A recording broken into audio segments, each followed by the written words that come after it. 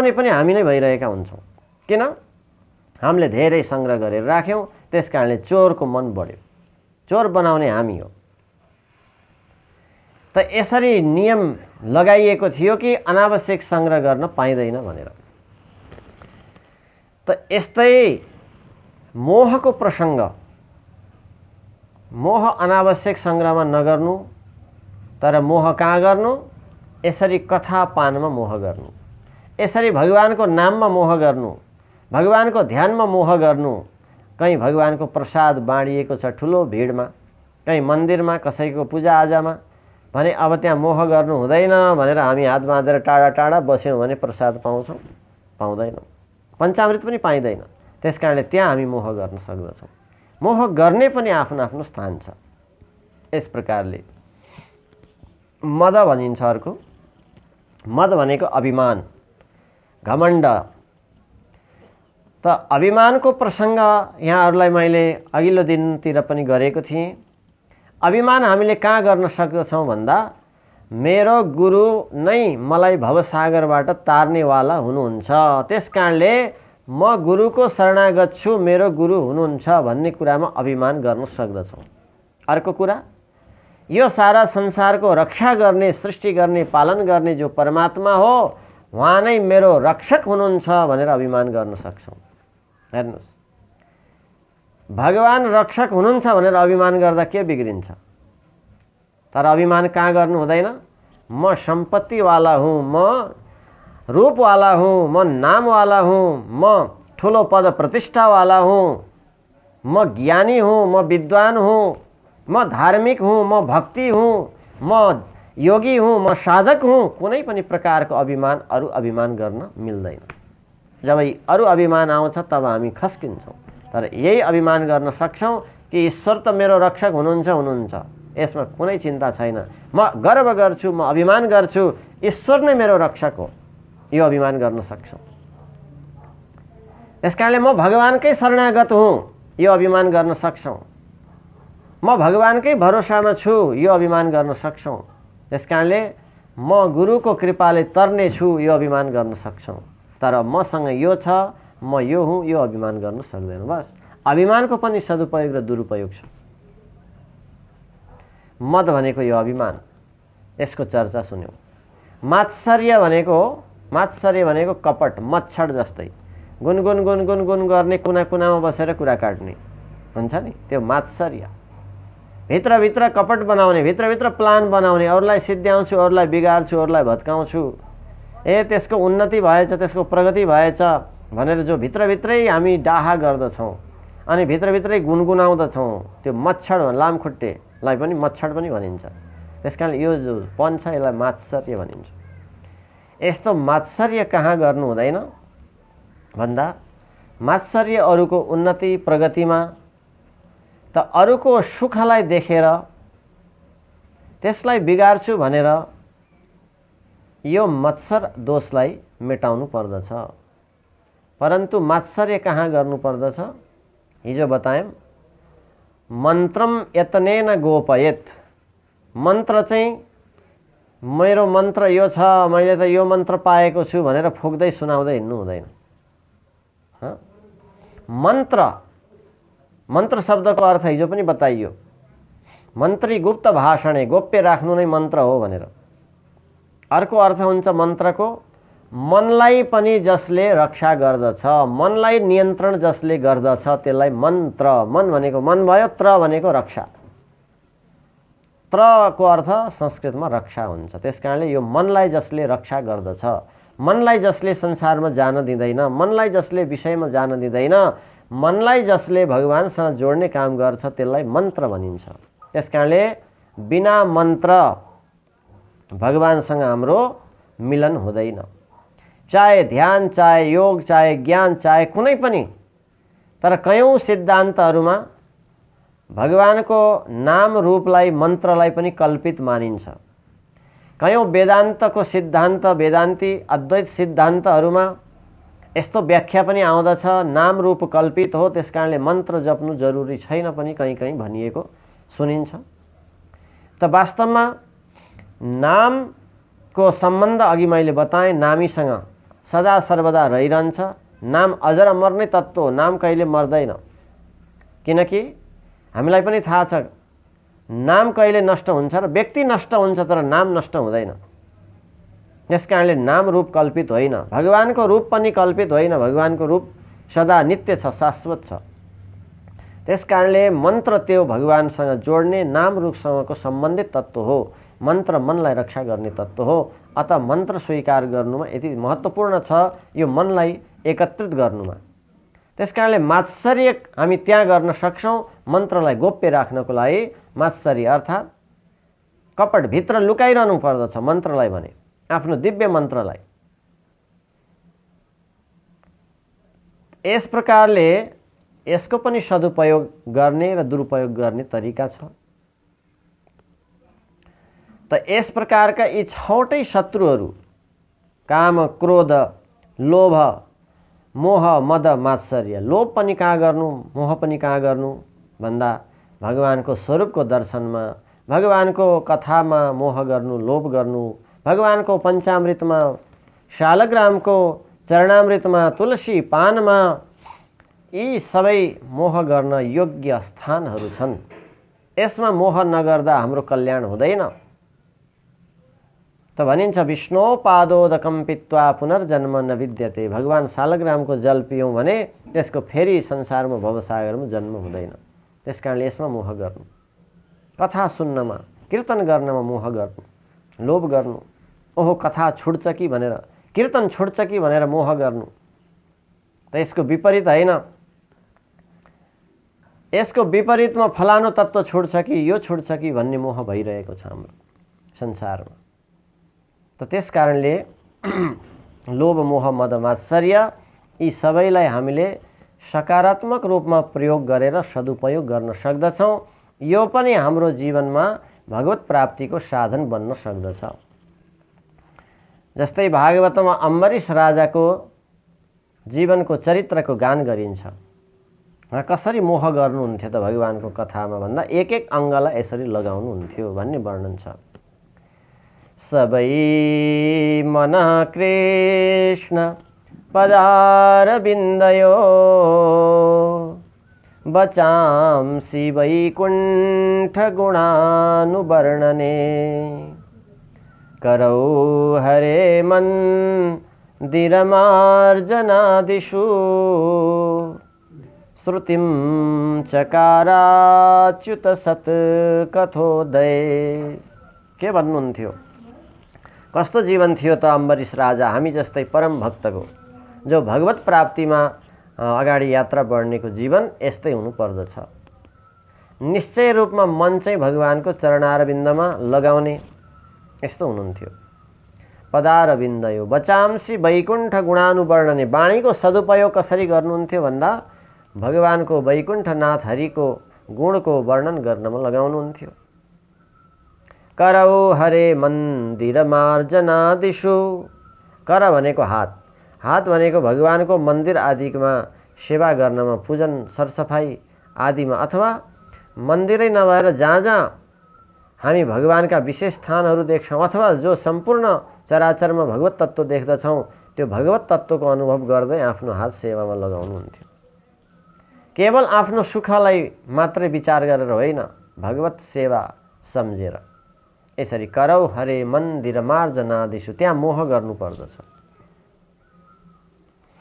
श्रुतिं चकाराच्युत सत्कथोदय। श्रुति भनेको कर्ण, कान चाहिँ अच्युत हरिको कथामा, सत्कथामा उदय गर्नुहुन्थ्यो, लगाउनुहुन्थ्यो। त कानको सदुपयोग त्यो हो, हातको सदुपयोग यो हो। जिह्वाको, जिब्रोको सदुपयोग के हो? जिब्रो पढ्न र मन्त्र जप्न बनियो, न स्वादका खातिर यो चोला उपकार गर्न बनियो, श्रृङ्गारमा के छ र। जिब्रो के को लागि? जिब्रो पढ्न र मन्त्र जप्न बनियो, न स्वादका खातिर। केवल मिठो मिठो खाउँ भनेर स्वाद लिनको लागि मात्रै होइन। यही स्वादमा परेर आज हामी जगतको भुलभुलैयामा छौँ। आज हामीले अखाद्य चिजलाई छोड्न सकेका छैनौँ, जिब्रोको बसमा परेर। त्यस कारणले जिब्रोको सदुपयोगिता त्यो होइन। श्रीमद् भागवत एकादश स्कन्दमा नवयोगेश्वर संवादमा त वर्णन छ, न जयदम रसनम यावत जितम सर्वजिते रसे। जबसम्म स्वाद लिने यो जिह्वा रसना यो इन्द्रियलाई जित्न सक्दैनौँ तबसम्म अरू कुनै इन्द्रिय हाम्रो बसमा हुँदैन। त्यसकारणले सम्पूर्ण इन्द्रियलाई यदि जित्नेवाला कोही छ भने पहिले उसले स्वादलाई जितेको हुनुपर्दछ। त्यसकारणले यो जिब्रो पढ्न र मन्त्र जप्न बनियो। त्यही मन्त्र जप गर्दै जाँदा नै बल्ल हामी अनावश्यक स्वादको पछि पर्दैनौँ। अन्यथा स्वादको तृष्णाले मनुष्य दौडिरहेका छन्। तत्त्व थाहा हुँदैन, के पदार्थबाट कुन तत्त्व प्राप्त हुन्छ यो भन्दा पनि स्वादसँग मान्छे पछि परिरहेका हुन्छन्। त्यसकारणले यो चोला उपकार गर्न बनियो श्रृङ्गारमा के छ र। यो हाम्रो मानव तन मानव शरीरका एक एक अङ्ग बाहिरी अङ्ग पनि सदुपयोग गर्नको निमित्त हो। आन्तरिक जो विचारहरू छन् काम क्रोध आदि यी जो तत्त्वहरू छन् यो पनि सदुपयोग गर्नको लागि हो। त गीताको 7औं अध्यायमा वर्णन छ, धर्मा विरुद्धो भूतेषु कामोस्मि भरतर्षभ।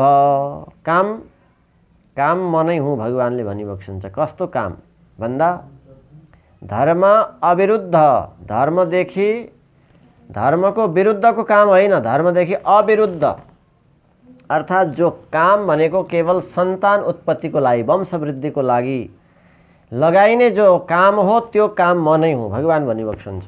धर्म अविरुद्धो भूतेषु कामोस्मि भरतर्षभ। त्यस्तै इच्छा जो सेवा परोपकारमा गरिने इच्छा त्यो पनि काम हो। त्यो इच्छा स्वयं भगवानकै हुन्छ। त्यसकारणले धर्मदेखि विरुद्ध इच्छा भयो भने त्यहाँ भगवान रूपी काम हुँदैन। धर्मसँग अर्थात् धर्मसम्मत शास्त्र सम्मत जो इच्छा हुन्छ त्यसमा भगवानकै वास हुन्छ। त्यसकारणले सदिच्छा भगवत इच्छा। त यस प्रकारले हाम्रो बाह्य शरीरका एक एक अङ्ग अम्बरीशको राजाको चरित्रबाट वर्णन गरियो। करौ हरे मन्दिर मार्जनादिषु श्रुतिम चकाराच्युत सत्कथोदय। अब पादौ नृणान्तौ दुर्मजन्म भाजौ क्षेत्राणि नानु ब्रजतो हरेर्यौ।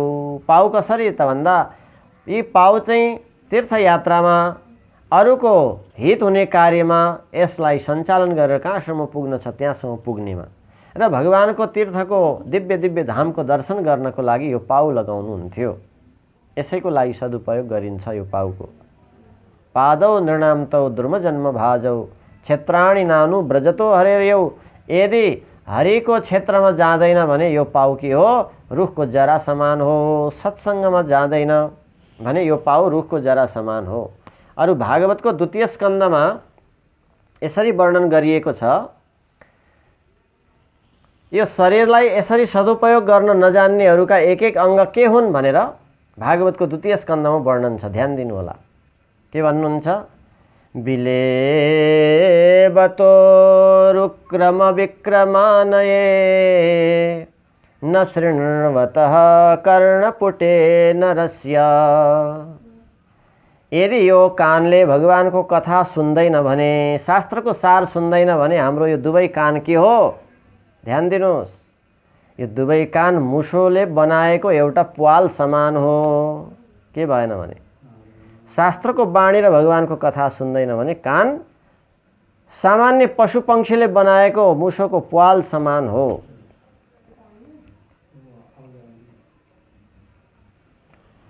बिलेबतो रुक्रम विक्रमानये न शृण्वतः कर्णपुटे नरस्य। जिह्वा सतीदार्दुरिकेव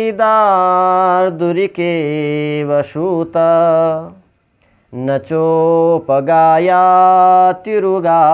गाथा। अब हेर्नु जिब्रोलाई के भनिन्छ, यदि उरुगाया भगवानको गाथा गाउँदैन भने यो जिब्रोले भगवानको नाम उच्चारण गर्दैन, भगवानको महिमा गान गर्दैन भने यो जिब्रो के हो भन्दा वर्षायाममा जसरी नदीको तटमा भेगुताहरू कराउँदछन्। दार्दुरिक भन्ने शब्दको अर्थ हुन्छ संस्कृतमा भ्यागुता। जो भ्यागुताहरू टर टर टर गरेर अनावश्यक अरूलाई झर्को लाग्ने गरी कराउँदछन्, त्यस्तै यो जिब्रो पनि भेगुताको जिब्रो समान हो। यदि भगवानको कथा उच्चारण गर्दैन, भगवानको नाम उच्चारण गर्दैन, त्यो बाहेक अरू कुरामा मात्रै बोलिरहन्छ भने यो जिब्रो भेगुता समानकै हो। नचोपगाया तिउरगाय गाथा शाबौ करौ नो। यो दुवै हात मुर्दाको हात समान हो। यदि भगवत सम्बन्धी कार्यमा सेवामा लगाउँदैन भने। त्यस्तै पादौ नृणाम तौ द्रुमजन्म भाजौ क्षेत्राणि नानु ब्रजतो हरेर्यौ।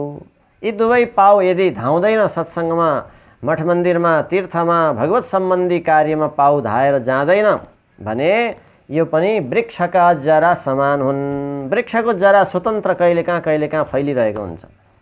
त्यसकारणले हामी पनि जहाँ मनोमानी अनुसार मात्र यात्रा गर्दछौँ भने जीवनमा यो दुईवटा पाउ भगवानले दिइबक्सेको यसलाई वृक्षको जरा समान बनाएका हुन्छौँ। त्यसकारणले अब यो नासिकाले भगवानकै प्रसाद सुगन्धलाई लिँदैन भने यसको पनि कुनै अस्तित्व छैन। त्यसकारणले नेत्रले भगवानको स्वरूपको दर्शन गर्दैन अथवा दिव्य मठ मन्दिरहरूको सुन्दर विग्रहहरूको दर्शन गर्दैन भने यो नेत्र के हो भन्दा बर्हाइते ते नयने नराणाम लिङ्गानि विष्णो न निरीक्षितो ये। यदि भगवानको लिङ्ग भने चिन्ह स्वरूपको दर्शन गर्दैन भने यो नेत्र त त्यो मयूरको प्वाखमा बनेको नक्कली आँखा समान हो।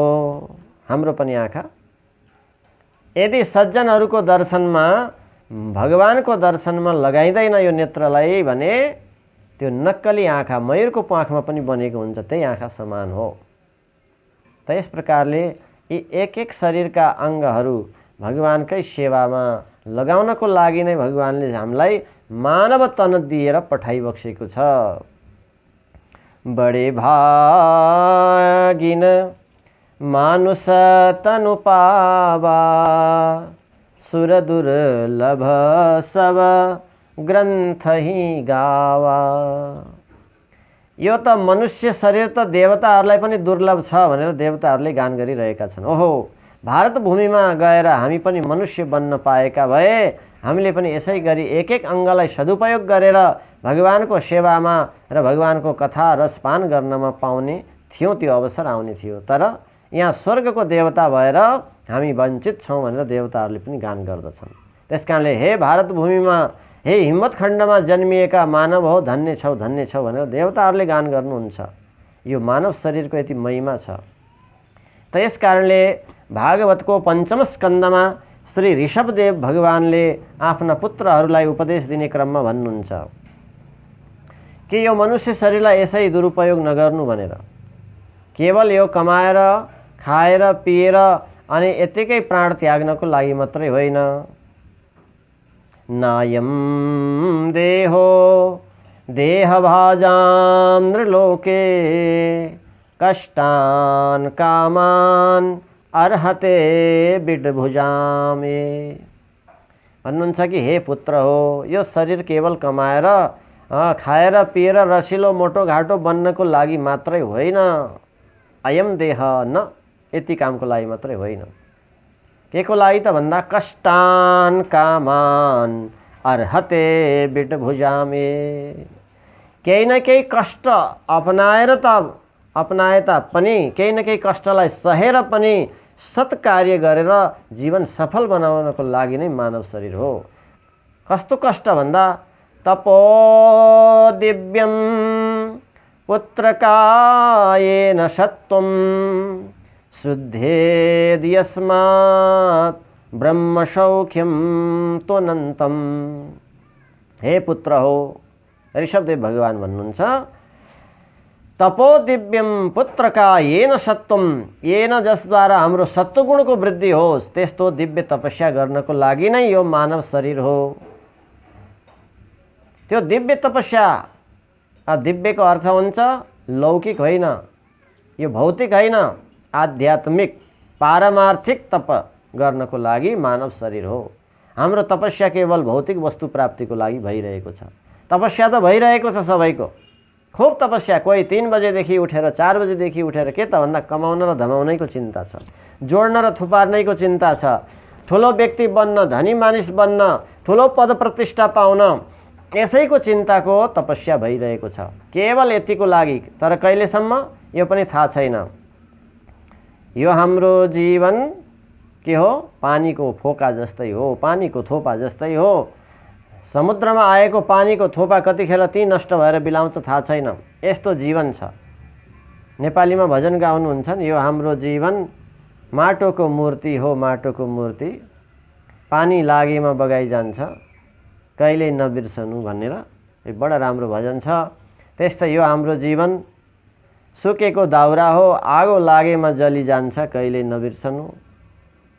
यो हाम्रो जीवन कागजको पुतली हो, हावा लागेमा उडाइ जान्छ, कहिल्यै नबिर्सनु। त्यसकारणले यस्तो क्षणभङ्गुर, यस्तो अनिश्चित जीवनमा हामीले, यति छोटो जीवनमा हामीले अति ठुलो लामो लामो इच्छा र आकाङ्क्षा गरेका छौँ। यही संसारको इच्छा, यही भौतिक जगतको इच्छा, यहाँ नै ठुलो बन्ने, यहाँ नै महान बन्ने। बालबच्चालाई संस्कार दिन्छौँ हामी के भन्दा उल्टो संस्कार, ठुलो मानिस बन्नुपर्छ भन्ने संस्कार दिन्छौँ। तर त्यो ठुलो मानिस बन्नलाई के गर्नुपर्छ? झुटो बोल्नुपर्छ, षड्यन्त्र गर्नुपर्छ, छलछाम गर्नुपर्छ, अरूलाई होच्याउनुपर्छ, अरूलाई नीच देखाउनुपर्छ, अनि बल्ल मानिस ठुलो बनिरहेका हुन्छन् संसारमा। त हामीले दिनुपर्ने शिक्षा के हो? दिनुपर्ने शिक्षा असल बन्नुपर्छ, सज्जन बन्नुपर्छ भनेर दिनुपर्ने शिक्षा दिँदैन, ठुलो मानिस बन्नुपर्छ। अहिलेको ठुलो सबै के भएको छ? छलछामबाट हुने परम्परा आएको छ। हुन त ठुलोको अर्थ त्यो होइन शास्त्र अनुकूलमा, तर अहिलेको ठुलोको अवस्था त्यस्तो छ। त्यस कारणले बालबच्चालाई दिने संस्कार हो सज्जन बन्नुपर्छ, सत्यता नै अपनाउनु पर्दछ, हाम्रो स्वधर्ममा रहनु पर्दछ, आफ्नो संस्कारमा रहनु पर्दछ भनेर दिनुपर्दछ।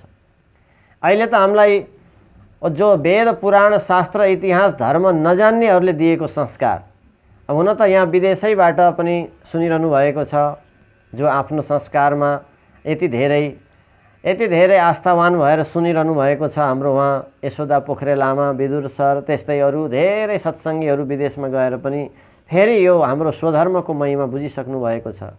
परन्तु हामी कति यता अबुझतामा छौँ कि विदेश जानु भनेको मुक्ति नै भए जस्तो मान्दछौँ, विदेश जानु भनेको स्वर्ग नै पुगेको भन्दा पनि ठुलो हो कि भन्ने जस्तो सोच्दछौँ। त्यो होइन, ध्यान दिनु। यहाँ विदेशमा हुनुभएकालाई सोध्नु, त्यहाँ सत्सङ्ग छैन, त्यहाँ शान्ति छैन, त्यहाँ आनन्द छैन, त्यहाँ हतारै हतारको जीवन छ। मैले पनि सुनेको छु धेरैजनासँग, खानको पनि फुर्सद छैन, आफ्नो इष्टमित्रसँग भेटघाट गर्ने फुर्सद पनि छैन, बोल्ने फुर्सद पनि छैन, भ्याइ नभ्याइ छ। ड्युटी नगरेमा त्यहाँ त्यो प्रकारको सुविधा उपलब्ध गर्न गाह्रो छ। तर त्योभन्दा नेपाल, भारत, हिम्मत खण्ड कयौँ महान छ। त त्यस प्रकारले मोक्ष भूमि पनि यही हो। त्यस कारणले हामी जो वैदेशिक विदेशी पश्चिमाहरूले दिएको जुन संस्कार छ खानपान, त्यसलाई ठुलो मान्न थाल्यौँ, यो हाम्रो भुल हो। त्यसलाई विशेष मान्दछौँ। विदेशीले गरेको संस्कार गऱ्यौँ भने हामी बुद्धिजीवी